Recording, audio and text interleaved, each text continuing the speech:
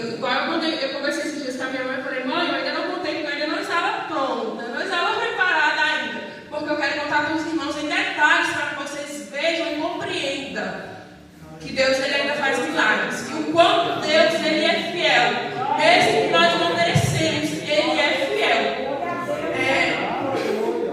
Como os irmãos sabem, né? O mês passado, retrasado, nós já estamos em maio, né? Dia 5 de março, eu passei mal pela manhã na minha casa, por volta das 6 horas da manhã.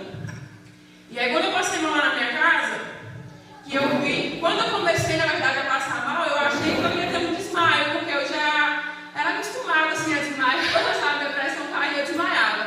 Até então, eu achei que eu ia ter um desmaio. E aí, o Rafa estava tirando leite e eu comecei a chamar ele. Falei, Rafa, eu estou passando mal. Aí, só que a ordem é ligada e ele não escutou. E aí, quando de repente eu vi que as coisas estavam melhorando, igreja, porque foi uma sensação, como eu estava até conversando com a minha mãe esses dias falando, foi uma sensação de morte mesmo, sabe? Quando você não sente mais, parece que seu corpo você está saindo ali, seu corpo está ficando, você está morrendo, não tem o que você fazer. E eu comecei a ver que eu não estava, só ia ter um desmaio, quando eu tentei me levantar e eu perdi os movimentos todos do meu lado esquerdo do meu corpo. Eu perdi a força. E eu começava a chamar o Rafa, gritar o Rafa, mas a minha voz também já não saía mais. Ficava embaralhada.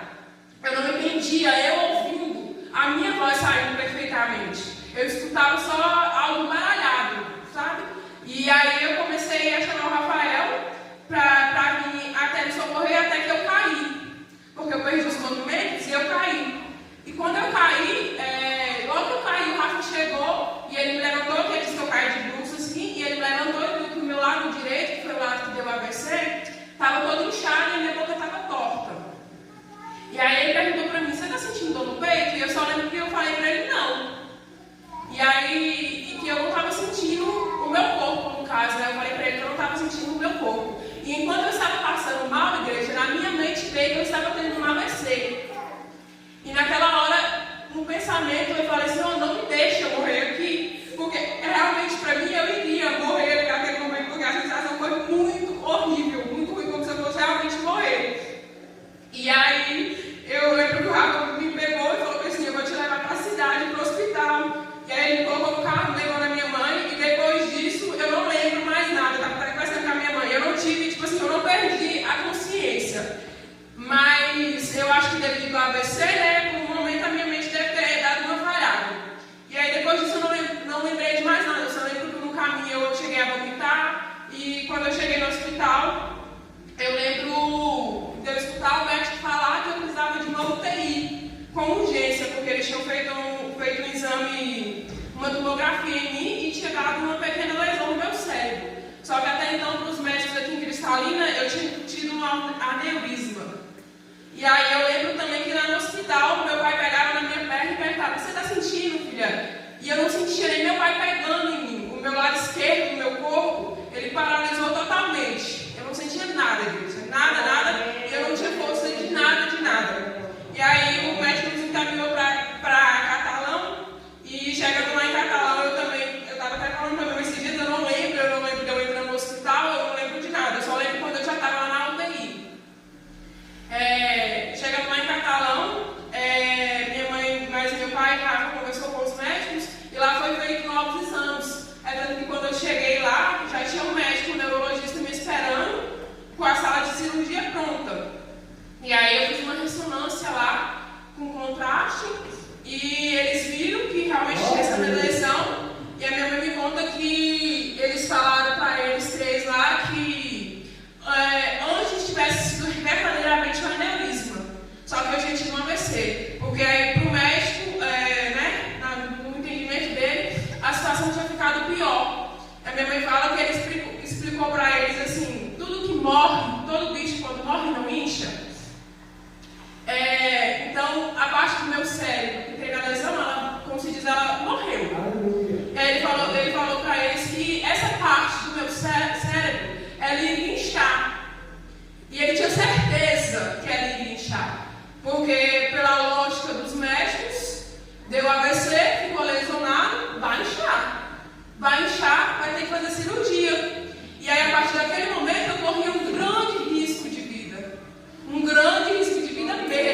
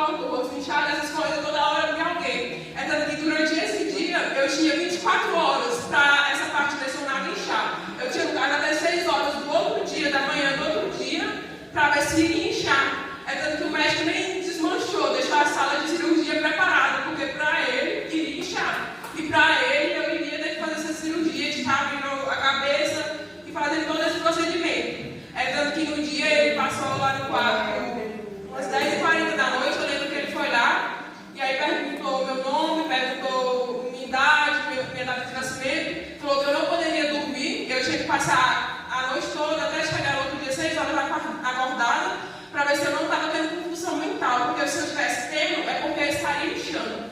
E graças a Deus, igreja, ali toda hora vinha uma enfermeira me perguntar, teve uma hora que eu até brinquei com uma delas, porque ela disse, Gabi, qual é o nome do hospital que você está? Eu falei, aí eu não sei, porque eu não li quando eu entrei. Aí ela falou, você está boa, né? Eu falei, tô. E aí, durante aqueles dias, eles, depois que não inchou, graças a Deus, o Senhor operou esse milagre na minha vida de não ter permitido inchar, os médicos começaram a procurar da onde tinha vindo esse AVC. Eles começaram a fazer todo tipo de exame, e ali na UTI, igreja, eu não podia me levantar, eu não podia me mexer, e eu nem conseguia até então, porque os meus movimentos começaram a voltar. No terceiro, quarto dia, eu comecei a conseguir mexer o braço, a perna, sentir os movimentos novamente, e o meu rosto desinchar, minha boca voltar ao normal. Aí eles começaram a procurar, a fazer exames para ver de onde tinha vindo esse AVC, né? Que foi um AVC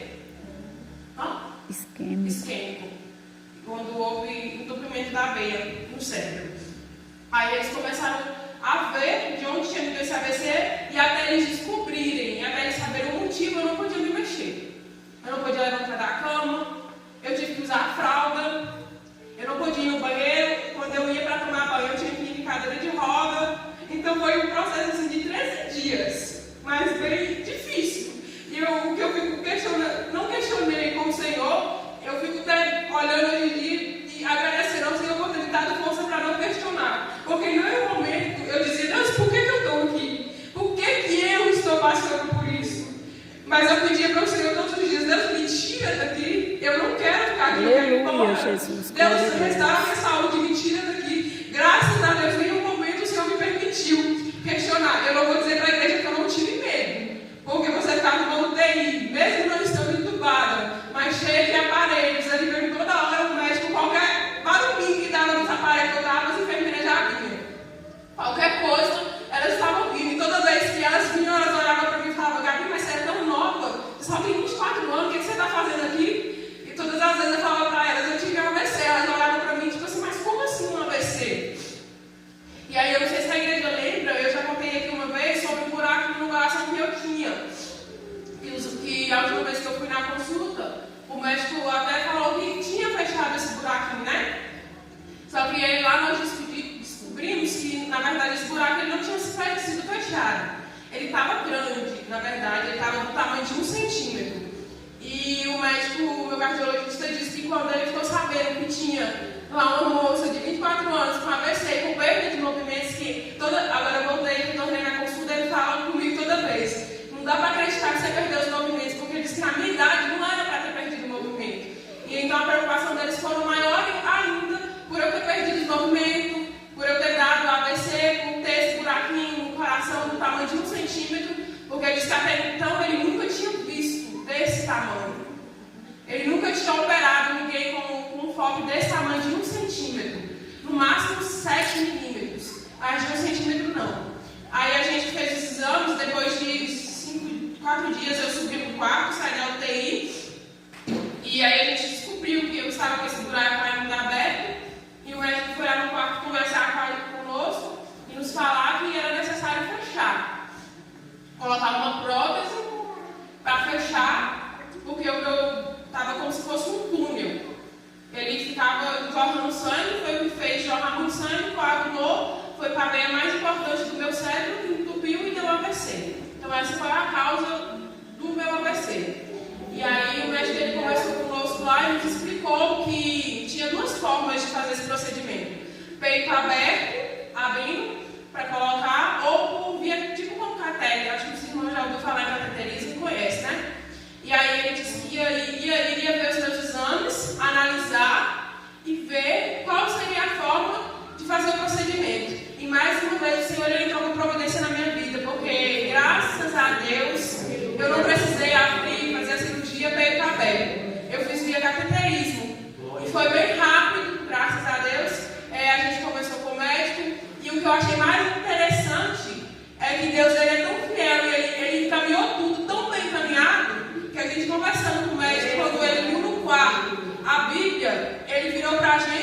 começou a falar umas coisas, virou para mim e falou assim, ó, a cirurgia está marcada para quinta-feira, mas você sabe se aquele lá de cima fazer assim, nem na cirurgia você vai.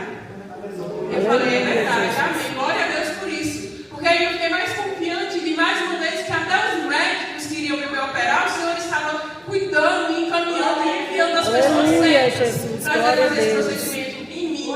Aí ele disse, eu nunca operei 1 centímetro, né? Porque a querida passou lá no quarto e brincou, eu nunca operei 1 centímetro não. Mas graças a Deus deu tudo certo. Aí a gente perguntou para ele, doutor, quanto tempo demora a cirurgia? Aí ele falou de meia hora, no máximo 40 minutos, 1 hora, mas não demora isso tudo não. E quando eu cheguei no centro cirúrgico, aí depois que eu fiz cirurgia, quando eu abri, voltei da anestesia, ele olhou para mim e falou, ó Gabriel, foi 20 minutos. Foi menos do que eu esperava, graças a Deus. Como se diz, para ele o buraco era muito grande, ele nunca tinha operado, mas foi menos do que foi esperado de tempo que ele nos deu. E graças a Deus, depois disso eu voltei, fiquei mais 2 dias só na UTI em observação, e depois voltei para o quarto, fiquei mais um dia e vim para casa, graças a Deus. E eu passei por tudo isso, igreja. Todo esse tempo que eu estava lá, eu tomava remédios muito, muito fortes. Todo dia eu tomava anticoagulantes na barriga, de injeção, remédio na veia. Eu ficava 24 horas com acesso, porque eu tinha que tomar remédio o tempo todo, porque até fazer esse procedimento não poderia correr risco nenhum de sair mais coágulos, porque poderia repetir um AVC ou até mesmo eu infartar. E aí, enquanto eu estava lá, todo o tempo, depois que eu voltei para casa, eu continuei ainda tomando uns remédios. E aí, para completar o meu testemunho, a minha bênção, eu passei por isso tudo, estando grávida, e eu não sabia. Eu já estava grávida há mais de 1 mês. De 1 mês, quase 2 meses, eu não sabia. Então, eu passei por isso tudo, estando grávida. Eu escutei da minha prima esses dias, ela falou para mim assim, Vi, parece que Deus fez assim com a mãozinha no bebê, né? E falou que ninguém vai tocar. Porque, aleluia, Jesus, glória a Deus. Eu não poderia fazer estando grávida. Eu tomei todos os remédios que eu não poderia tomar. E se a gente for olhar pelos olhos humanos, era para mim ter tido um aborto, né? Porque os remédios eram muito fortes. Eu fiz cirurgia e eu não podia fazer. A gente perguntou para o médico, agora quando nós voltamos, doutor, se eu soubesse que eu estava grávida, se eu tinha me operado, nem ele soube responder. Ele disse, aí era um caso a se pensar.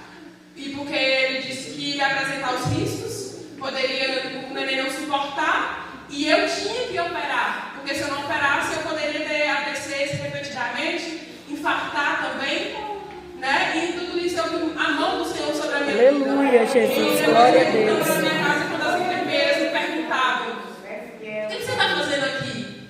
Hoje eu entendo o propósito do Senhor na minha vida, porque eu saí do hospital com uma outra visão, e o tempo todo que eu estava lá no hospital, a cada visita do meu pai, da minha mãe, do Rafa, na UTI, a cada oração, cada troca de turno de enfermeira, ela chegava e me falava, vocês são evangélicos, né?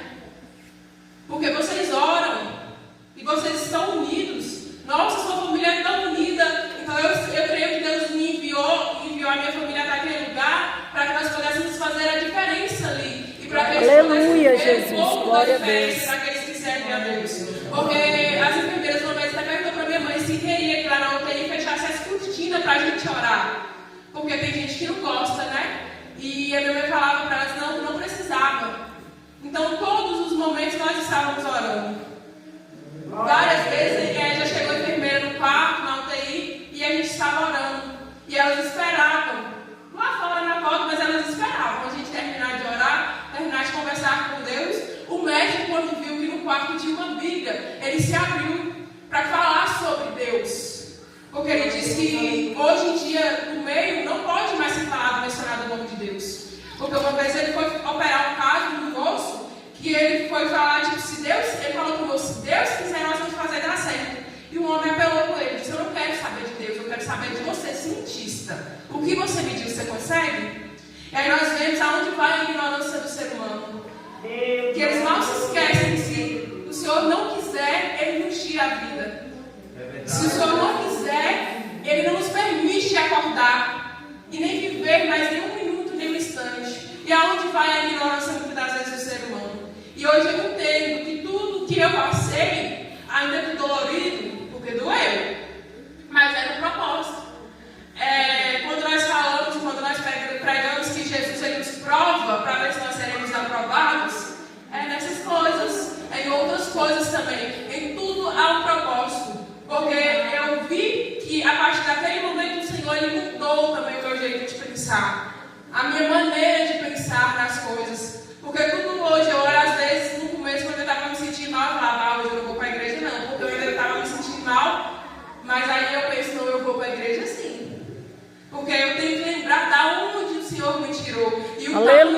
Jesus. Glória a Deus. Eu quero dizer para a igreja que Cristo, Ele ainda faz milagre.